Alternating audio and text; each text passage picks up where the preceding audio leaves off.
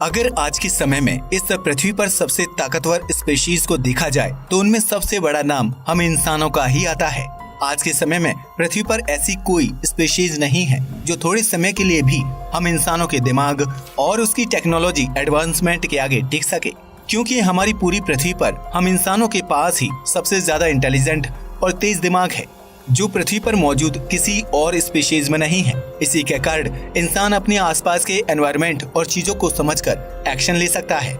आज के समय में हम इंसानों का दिमाग हमारी पृथ्वी तक ही सीमित नहीं है, बल्कि हम पृथ्वी के आसपास ग्रहों और अपनी सोलर सिस्टम और यहाँ तक कि अपने यूनिवर्स के बारे में भी लगातार जान रहे हैं।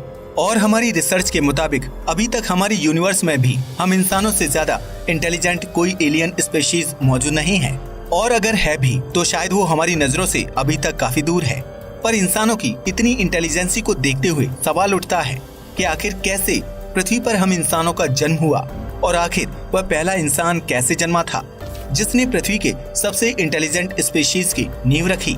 तो दोस्तों, आज हम जानने वाले हैं कि पृथ्वी पर सबसे पहले इंसान का जन्म कैसे हुआ था। आप सब जानते ही होंगे कि हम इंसान इस धरती पर हमेशा से ही मौजूद नहीं थे, क्योंकि यदि ऐसा होता तो शुरुआत में जब धरती पर डायनासोर्स जीवित हुआ करते थे तब हम उनके साथ कैसे रह पाते, क्योंकि डायनासोर्स के रहते हुए हम इंसानों का पृथ्वी पर अच्छे से डेवलप हो पाना लगभग नामुमकिन था। और अगर डायनासोर्स के समय हम इंसानों की एक डेवलप स्पीशीज मौजूद होती तो शायद वो भी डायनासोर्स की तरह पृथ्वी पर से विलुप्त हो चुकी होती। और ये इस बात का प्रमाण है कि हम डायनासोर्स के मृत्यु के बाद ही धरती पर आए होंगे। लेकिन क्या कभी आपने सोचा कि पहला इंसान धरती पर कैसे आया था और कहां से आया था? तो इसे समझने के लिए सबसे पहले हमारा ये जानना जरूरी है कि धरती पर जितने भी जीव मौजूद हैं वो सब पहले के जीवों से इवॉल्व होकर ही आए हैं, जो कि एक समय पर धरती पर मौजूद हुआ करते थे। इस प्रक्रिया को इवोल्यूशन कहा जाता है। वैज्ञानिकों ने रिसर्च में पाया कि हमारी पृथ्वी पर जीवन की शुरुआत समुद्र से हुई थी। पृथ्वी पर जीवन की शुरुआत आज से करीब 3.5 बिलियन साल पहले माइक्रो ऑर्गेनिजम्स की फॉर्म में हुई थी। यानी कि यह इतना छोटा था कि इसे हम अपनी आंखों से देख नहीं सकते थे, और यह पानी के अंदर काफी गहराई में रहा करते थे।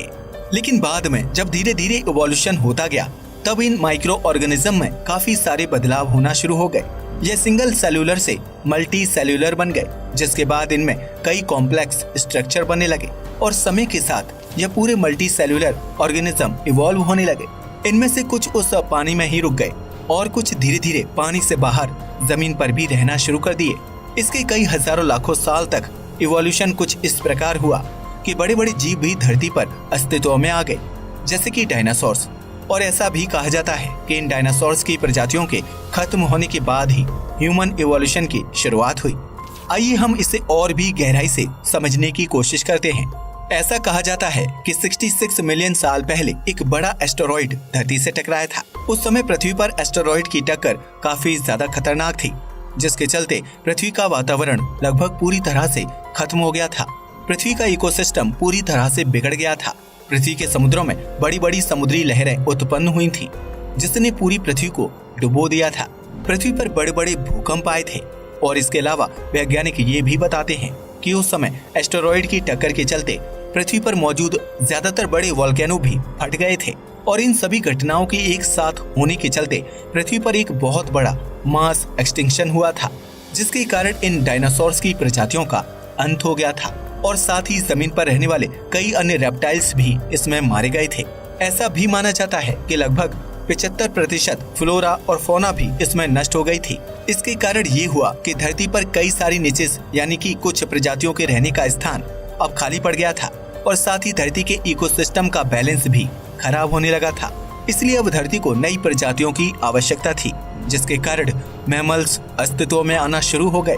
और इसके 10 मिलियन साल बाद इन्हीं मैमल्स की 3 से 5,000 प्रजातियां धरती पर अस्तित्व में आ गई, जिनमें से एक थी प्राइमेट्स यानी बंदर जैसे दिखने वाली प्रजातियां। और फिर इन प्राइमेट्स में भी कई सारे बदलाव आए, जैसे कि जो पहला बदलाव था वो ये था कि यह प्राइमेट्स 2 अलग अलग ग्रुप्स में डिवाइड हो गए। इनमें से एक था स्ट्रेप्सरीन, जिन्हें वेट नोज्ड प्राइमेट्स भी कहा जाता है, क्योंकि इनमें सूंघने की शक्ति थी। दूसरे थे हैप्लोरीन्स, जिन्हें ड्राई नोज प्राइमेट्स भी कहा जाता है, क्योंकि इनमें देखने की शक्ति ज्यादा थी। यानी यह दोनों इंसानों के दो एट्रीब्यूट्स दर्शाने लगे, सूंघना और देखना। इसके बाद लगभग 20 मिलियन साल पहले इवोल्यूशन के कारण पहले एप अस्तित्व में आए, जिन्हें प्रोकाउंसल कहा जाता है। यह बंदरों जैसे दिखते थे, लेकिन इनमें इंसानों जैसे फिजिकल एट्रीब्यूट्स की डेवलपमेंट होने की शुरुआत हो गई थी। माना जाता है कि ये हमारे पूर्वज से दिखने में बड़े हुआ करते थे और इनका वजन 100 पाउंड्स जितना होता था और इनमें कोई पूंछ नहीं होती थी। फिर जब ये भी इवॉल्व होने लगे तो गिविंस और गोरिल्ला जैसे जीव भी अस्तित्व में आ गए। और क्या आप जानते हैं कि इसके बाद लगभग 7 मिलियन साल पहले चिंपैंजी भी इवॉल्व हुए और माना जाता है कि ये हमारे सबसे नजदीकी पूर्वज थे। इसके बाद आर्डिपिथेकस नाम के जीव भी अस्तित्व में आए और इनका ब्रेन साइज एप्स जितना बड़ा था। साथ ही यह पेड़ों पर रहने वाले जीव थे। ये पहले जीव थे जिन्होंने 2 टांगों पर चलना सीख लिया था। लगभग 4 मिलियन साल पहले ऑस्ट्रेलोपिथेकस ऑर्डिपिथेकस से इवॉल्व होकर अस्तित्व में आए और यह लगभग इंसानों जैसा दिखने लगे थे। हालांकि इनमें अभी भी एप जैसे दिखने वाले फीचर्स थे और यह पहले ऐसे थे जिनके पांव सामने की ओर इवॉल्व हो गए, जिससे कि इनका 2 टांगों पर चलना और भी आसान हो गया था। और अब यह अपने हाथों का इस्तेमाल स्टोन टूल्स बनाने में करते थे और ये भी आगे चलकर 2 ग्रुप्स में डिवाइड हो गए, जिनमें से पहले वो थे जिनकी जॉज यानी कि जबड़े काफी बड़े हुआ करते थे और दूसरे वो थे जिनका ब्रेन साइज काफी बड़ा हुआ करता था। लेकिन इनमें से बड़े ब्रेन साइज वाले जीव ही आगे और इवॉल्व हो सके और इन्होंने एक नई जीनस की शुरुआत की जिसका नाम था होमो। यदि आसान भाषा में समझें तो जीनस का अर्थ है प्रजातियों का एक ऐसा ग्रुप जो आपस में ज्यादा रिलेटेड होता है और होमो एक लैटिन शब्द है जिसका अर्थ है मैन। और कहा जाता है कि असली मानव इतिहास की शुरुआत यहीं से हुई थी। इस होमो जीनस के पहले सदस्य थे होमो हैबिलस, जिन्हें हैंडीमैन के नाम से भी जाना जाता है क्योंकि यह पत्थरों से बने हुए औजारों का इस्तेमाल करते थे। इनके बाद लगभग 1.9 मिलियन साल पहले होमो इरेक्टस अस्तित्व में आए। इनकी टांगें लंबी होती थी और बाजू थोड़ी छोटी, जो कि आज के मॉडर्न ह्यूमन जैसी थी। अब यह पेड़ों से हटकर पूरी तरह से जमीन पर रहना शुरू कर दिए थे। इनका ब्रेन साइज भी काफी बड़ा था, लेकिन बाद में यह अफ्रीका के बाहर माइग्रेट करने चले गए। इन्हीं के कारण मानव धरती पर अलग अलग जगह रहने लगे। इसलिए ये कह पाना मुश्किल है कि इनके कौन से ग्रुप से आगे का इवोल्यूशन हुआ था, क्योंकि अब यह कई जगहों पर फैले हुए थे। इनके बाद लगभग 3 लाख साल पहले होमो सेपियंस अस्तित्व में आए। इनका ब्रेन साइज पहले से ज्यादा विकसित था और साथ ही यह ज्यादा क्रिएटिव और इनोवेटिव भी थे। यही कारण था कि इनके पहले धरती पर मौजूद नियांडरथल कम क्रिएटिव होने के कारण अस्तित्व से हट गए और इन होमो सेपियंस ने उनका स्थान ले लिया। उस समय होमो सेपियंस पृथ्वी पर मौजूद सबसे ज्यादा इंटेलिजेंट स्पीशीज थी, जो अपने शिकार को आधुनिक पत्थरों के हथियारों के जरिए आसानी से शिकार कर सकती थी। इसके अलावा होमो सेपियंस की क्रिएटिविटी के चलते होमो सेपियंस अपने आसपास के एनवायरनमेंट को दूसरे जानवरों से ज्यादा अच्छा समझ सकते थे और अपने आप को दूसरे जानवरों से बचा भी सकते थे। होमो सेपियंस की इसी क्रिएटिविटी के कारण होमो सेपियंस ने समय के साथ अपनी सभ्यताओं को मजबूत करने और अपनी टेक्नोलॉजी को मजबूत करने पर लगातार काम किया। होमो सेपियंस ने समय के साथ जानवरों के शिकार के साथ साथ वेजिटेरियन चीजों को भी खाना शुरू कर दिया और खेती जैसी चीजों को समझा। खेती वह पहला कदम बताई जाती है जिसने आज के मॉडर्न इंसानों की नींव रखी, क्योंकि इसके बाद हम होमो सेपियंस ने कभी पीछे मुड़कर नहीं देखा। और आजकल विज्ञान के विकास और उन्नति के कारण हमारा और भी विकास हर दिन हो रहा है। अब हम इतने समर्थ हो चुके हैं कि हम अपना जीवन अच्छे से जी सकते हैं और टेक्नोलॉजिकल एडवांसमेंट्स के कारण हर दिन बनने वाले नए नए डिवाइसेस हमारे जीवन और आसान कर देते हैं। तो हम उम्मीद करते हैं कि अब आप इस रहस्य को समझ गए होंगे कि किस प्रकार धरती पर पहला इंसान आया था और कहां से आया था। आज के समय में भी हमें कई सारे प्रमाण मिलते हैं कि किस तरह ह्यूमन इवोल्यूशन हुआ था। इन प्रमाणों में सबसे ज्यादा सहायक हैं फॉसिल्स यानी कि जीवाश्म। हमें हमारे पूर्वजों के कई सारे जीवाश्म मिले हैं जिससे हम ये बता सके कि वह कितने बड़े हुआ करते थे और उनमें और हमें क्या फर्क था, और ये भी अनुमान लगाया जा सका कि वह कैसे दिखते थे। साथ ही कुछ आर्कियोलॉजिकल साइट्स की खुदाई के दौरान भी ये पाया गया कि किस प्रकार हमारे पूर्वज पत्थरों के बने औजारों का इस्तेमाल करते थे।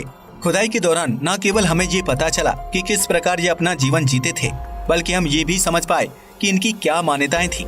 उदाहरण के लिए जैसे यह मृत जीव को दफना दिया करते थे, जो यह दर्शाता है कि इनमें भी कुछ बिलीफ पैटर्न्स होते थे जो भी आज के समय में इवॉल्व हुए हैं।